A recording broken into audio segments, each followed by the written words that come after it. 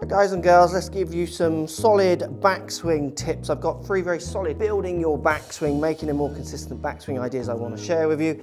Hopefully can get you hitting some better shots and maybe hitting a few more greens. So idea number 1 is going to be, let's call it shoulder tilt. So how much your lead shoulder as you look from a 2D camera this way is looking lower than trail. Trying to get rid of these kind of ideas in the backswing. So when it comes to making good strikes, I see people set themselves in good postures. And then to get the club moving back and up and down, we start seeing some quite dramatic body movements to try and get this to happen, picking the club up. Not very good then for controlling downswings, angle of attacks, creating cut shots, duff strikes, fin strikes, those kind of ideas. So let's get some shoulder tilt working. So to kick this off, what I want you to do is just a simple split hand drill. So I've got my lead hand here, my left at the top of the club, trail hand here, halfway, kind of maybe half a grip's length down the metal, and I'm literally going to try and turn the club this way. So I'm going to do it to my ball. I'm not going to hit a shot, but I'm going to start by pushing lead hand down, pushing club up, which also makes lead shoulder go down, giving me this feeling of rotation while at the same time getting nice tilt. You're going to feel different strains in your hips, maybe in the middle of your body. You're going to feel different pulls and strains maybe in your lead arm if you're someone who is going this way. And what an interesting thing from this, which lots of people get wrong, if you watch how I start, my lead hand actually pushes down and away to start the backswing. And this is something really good golfers tend to do. They tend to start the backswing by pushing their lead hand down to send the club back and start getting it to go up in the air. So many golfers are taking that club away and literally just picking it up by picking their arms and body up. So great drill for trying to get some tilts in your backswing, some feels of some more coil with your upper body, couple of these over the ball, and you can work that into your shot, trying to recreate these feelings. Remember, with all drills, they don't work unless you make them work. That means A, you need to do them, and B, you need to, as you're doing them, make sure you're concentrating what it feels like to you, because each person, if they do these 3 ideas we're talking about, it's going to feel different depending on what they bring to the table. So working what feels different when you do a drill and then working that into your shots to try and replicate it is how you're going to get the most out of these. So great one there for some shoulder tilt on your backswing. Tip number 2, let's get you loading your feet up. In turn, that'll get you using your hips in a more sensible way. So I stand on a swing catalyst plate, anyone who's watched my videos in this studio, and what this black plate is doing, A, it's level to the ground, everyone. People say, oh, maybe you find it because it was, no, it's set into the mat. Just as a little footnote for people who ask that question. It's measuring the forces I put into the ground. So this way, this way, this way, okay?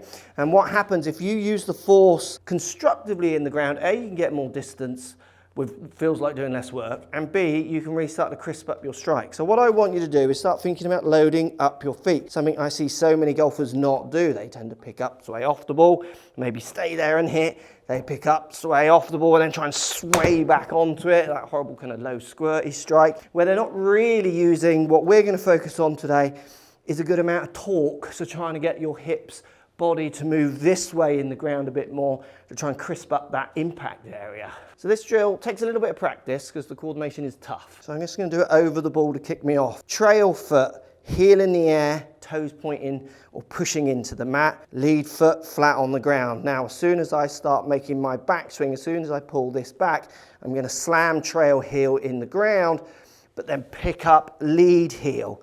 So we're going trail heel down, lead heel up. And then if you want to add a bit of downswing into this and impact, you're then going to slam lead heel down, trail heel up. And what this is going to do is get you feeling like you're moving this way. Now think about that in your backswing.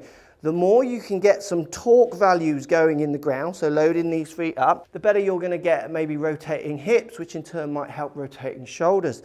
Not only good for power, but good for consistency as well, because for lots of golfers, we see their swings consist more of these kind of power shifts, where they're trying to use what we call horizontals aggressively, where maybe if they could get their torque values up, what happens is they start using their pressure shifts a little bit better. So in effect, they stay with the ball a bit more. So you can hit the shots with this drill. It's tough, but you can hit shots with this. So trail heel up, slam it down, and swap the order they come up and down. So we're there, there, and there. The more you hit shots doing this, the more you'll get the feeling of how that's making your trail hip go back. And then as you come down in to hit the ball, lead hip's going to be going back, trail hip coming forward and forward, which will give you enough pressure onto your lead side. This idea with good shoulder tilts is how good golfers look like they hit the ball, or they do hit the ball a long way, but look like they're not really doing that much. They're loading into that ground hard and aggressively to get the most out without having to put loads of strain on their body. What I like about this one is I get students to do this at home just without the ball to start. It's such a good way of getting them to think about the order. So it's like 3 demos. So doing the lead, trail heel up, lead foot up, heel up, lead foot down, trail foot up. 3 of them, and then trying to do swings where they feel the pressure in the ground moving a little bit that way, but this time with their feet more connected to the ground. Don't mind if lead heel comes up if you want to do that.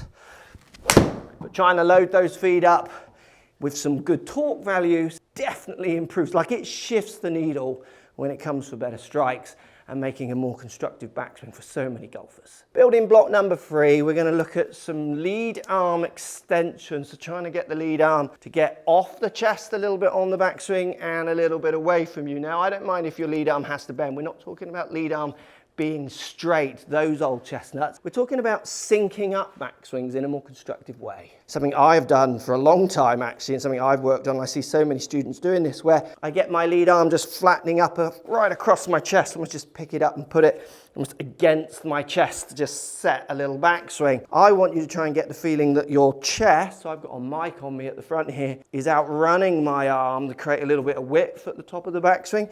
So not only width, as you see on the 2D camera this side, getting away from these kind of collapse backswings, but also width as in that you've got some separation between lead arm and your body, which will allow your body then to move against that lead arm. So this is how you can start getting downswing sequences a little bit more in tune for better strikes as well, because building better backswings just help everything that comes after it, basically. It's a great drill to do this. You can take the club, just hold it with one hand, so I'm holding it just with my lead hand. Throw hands behind my back. What I'm going to try and do is turn my chest to the back wall and try and keep it ahead of my lead arm, and then let the lead arm stretch out up to around over my trail shoulder as I look from the behind camera. Get the sequencing of this slightly different. Obviously, if you want to load your feet up as well as you do this, these tips all work together. Doing all 3 might be a bit mind-blowing, but you can play with combinations of, use 2 of them, 1 of them, you know, which ones you combine to make your best backswing is up to you. But this is a great way of getting the sequence of the downswing a little bit more in tune. The more I flatten my chest or my lead arm against my chest, I literally got nowhere to start. My downswing can't begin apart from me just throwing these angles away. Makes you bottom out the club, fats and fins, lose power, just doesn't make for good strikes. Again, you could do this at home. You could hold halfway down the handle so you don't hit any light shades and what have you, and just feel like you're getting some separation here between chest and arm. Feel like chest is outrunning arm, and then feel like you're stretching it out on the way back, and then build that into your practice. And again, as I said at the start, I like to, and I get my students to do it, a couple of demos first. Remember the feeling, try and recall the feeling, work it into shots. Trying to work these drills into shots is as much as of a skill of doing the drills and making sure you're doing them often enough. And it goes the same with any drill in golf. If you do these and nothing is moving, you're not shifting the needle, then stop doing it. Go and get a lesson and do something else. If you do find that you start triggering some different feelings that create some different shapes and different strikes and different shots, then get them on the course and get them in play. Building good backswings, all they do is allow you to build better downswings, allow you to have to think about less of what's happening down here and through, and in turn they tend to build some better consistency in strikes, which often leads to hitting a few more greens. Let me know if any of these help. If they don't, which one did out of the 3? Are you using all 3 or 2 or 1 of them? Let me know in those comments down below. Building a good backswing. These are 3 very simple ideas that can help so many of you.